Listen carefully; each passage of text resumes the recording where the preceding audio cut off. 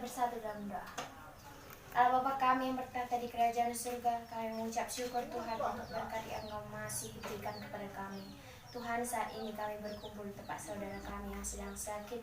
Kami ingin melakukan peribadahan kami dan berdoa untuk saudara kami demi kesembuhannya. Kiranya Engkau turunkan Roh Kudus-Mu di tengah-tengah kami, Tuhan, untuk mengajari kami. Dalam nama Yesus Kristus kami berdoa dan mengucap syukur. Amin. Nah, salah kitab kita pada hari ini terdapat dalam 1 Samuel 17 ayat 38 sampai 51. Saya akan membacakan 5 ayat untuk kita semua. Ayat 40. Lalu Daud mengambil tongkatnya di tangannya, dipilihnya dari dasar sungai 5 batu yang licin, ditaruhnya dalam kantung gembala yang dibawanya, yakni tempat batu-batu. Sedang umbannya dipegangnya di tangannya. Demikianlah ia mendekati orang Filistin itu. Ayat 42. Ketika orang Filistin itu menunjukkan pandangnya ke arah Daud, serta melihat dia, dihinanya Daud itu, karena ia masih muda, merah-merahan dan elok parasnya. Ayat 45. Tetapi Daud berkata kepada orang Filistin itu, engkau mendatangi aku dengan pedang dan tombak dan lembing, tetapi aku mendatangi engkau dengan nama Tuhan semesta alam, Allah segala barisan orang Israel yang kau tantang itu. Ayat 47. Dan supaya segenap jemaat itu tahu bahwa Tuhan menyelamatkan bukan dengan pedang dan bukan dengan lembing, sebab di tangan Tuhanlah perperangan, dan ia pun menyerahkan kamu ke dalam tangan kami. Ayat 49. Lalu Daud memasukkan tangannya ke dalam kantungnya, diambilnyalah sebuah batu dari dalam, diumbannya, maka kenalah dahi orang Filistin itu, sehingga batu itu terbenam di dalam dahinya. Terjerumuslah ia dengan mukanya ke tanah. Shalom bagi kita semua, saudara-saudara yang terkasih dalam nama Tuhan. Tema kita pada hari ini, menang bersama Tuhan. Ya, kata kemenangan pasti ingin dimiliki oleh semua orang, karena seorang jika menang pasti mendapatkan keuntungan atau berkat bagi dirinya. Lalu apa yang dimaksud dengan menang bersama Tuhan? Menang bersama Tuhan adalah walaupun kita memiliki masalah, pergumulan, ataupun sedang sakit, tidak bisa melakukan aktivitas kita seperti biasa, tapi kita harus tetap percaya bahwa Tuhan akan memberikan solusi dan memberikan kesembuhan atas penyakit yang ada dalam diri kita. Menang di dalam Tuhan, menang bersama Tuhan itu ada sesuatu yang diinginkan oleh semua orang, karena menang bersama Tuhan lebih dari seorang pemenang. Seorang pemenang hanya menjadi berkat bagi dirinya, tapi menang bersama Tuhan bukan hanya untuk dirinya, tapi semua orang yang di sekitarnya diberkati sepenuhnya bersama Tuhan.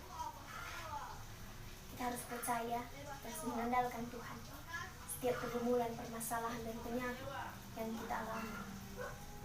Sebab dalam Roma 8 ayat 31b berkata, jika Allah di pihak kita, siapakah yang akan menjadi lawan kita? Ya. Dalam tema kita akan ada 3 subtema berkata. Yang pertama, kemenangan bukan karena kehebatanmu. Kemenangan bukan karena kehebatanmu. Kita lihat dalam ayat 42, bagaimana orang Filistin menghina Daud. Mengapa dia menghina Daud? Ya, karena Daud masih muda. Tubuhnya tidak seperti prajurit yang gagah, berani. Dan dia juga tidak memakai pakaian perang. Dia hanya membawa umban dan membawa batu dalam kantungnya. Lalu, mengapa Daud tidak menghina orang Filistin lagi? Karena dia bisa menguasai dirinya. Dia mengimani bahwa Tuhan bersama dia. Dia tidak ingin meninggikan dirinya. Sebab ada tertulis dalam Lukas 14 ayat 11, sebab barang siapa yang meninggikan diri, ia akan direndahkan. Dan barang siapa merendahkan diri, ia akan ditinggikan. Inilah yang menjadi renungan kita. Saat kita tidak memiliki pergumulan yang besar, kita tidak usah menyombongkan diri di depan orang-orang, di depan saudara-saudara kita yang memiliki masalah. Seharusnya yang kita lakukan itu adalah menolong saudara-saudara kita yang memiliki masalah. Saudara-saudara kita yang sedang sakit, kita kuatkan dia, kita doakan dia, agar kemenangan kita itu disebut dengan menang bersama Tuhan, bisa menjadi berkat juga bagi orang lain. Yang kedua adalah iman yang menguatkan. Kita lihat juga dalam ayat 45 bagaimana Daud berkata dengan tegas kepada mereka, orang Filistin itu, dengan tanpa rasa takut dia berkata dengan lantang, dan dia percaya dan mengimani bahwa Tuhan bersama dia, bersama Daud dan orang-orang Israel. Dan dia tidak memperdulikan hinaan atau kutukan dari orang Filistin itu. Iya, sebab Daud dapat